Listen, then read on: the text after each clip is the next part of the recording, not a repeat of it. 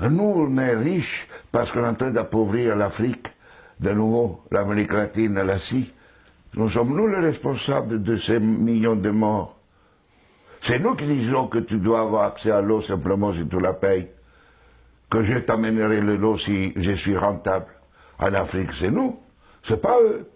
Eux, ils étaient capables de le faire en communauté. Et donc, à l'heure actuelle, il faut se dire que les guerres qu'on est en train de faire, c'est quoi? C'est pas qu'ils nous ont attaqués, qui? Quand Sarkozy a bombardé la Libye, aucun Libyen n'avait attaqué la France. La France n'avait pas été bombardée par personne.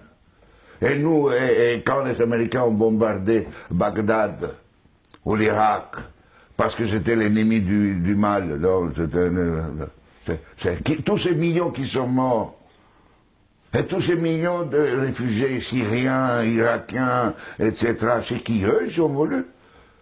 Et nous, on a le courage après de dire, je vais t'aider pour rester chez toi.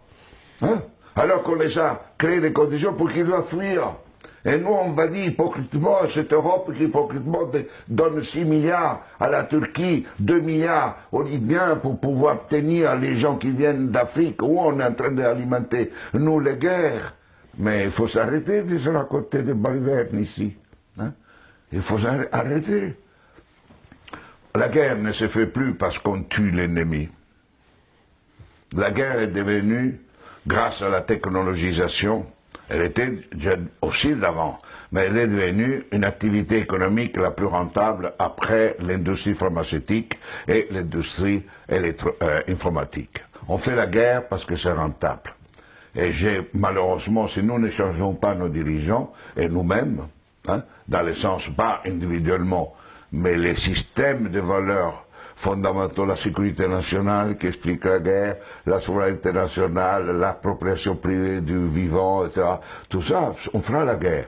On fera la guerre, pourquoi? Parce que pour cela, deviendra une activité de plus en plus rentable. D'ici quelques années, si vous éliminez la guerre, le PIB mondial chutera, d'après le système dominant. Elle ne chutera pas si on est dans un autre système. Au contraire, la guerre, la disparition de la guerre sera une source de richesse. Mais c'est pour cela que les dominants à l'heure actuelle ne veulent pas réduire les armements, ne veulent pas réduire les occasions de guerre. Parce qu'imaginez-vous la France sans la guerre. Que serait comme économie? Imaginez-vous les États-Unis sans guerre, deviendraient les pauvres. Dans des économies pauvres. Donc aujourd'hui, on est entré dans une phase où on fait la guerre parce que c'est rentable. Et vous n'aurez aucun dirigeant actuel du monde qui arrêtera la guerre, parce qu'il sera crucifié, parce qu'il sera lapidé, parce qu'il va contre la logique. La guerre fait augmenter le PIB mondial. La guerre permet la croissance économique. Et on suppose que si on fait la guerre, on augmente la création d'emplois chez nous, non?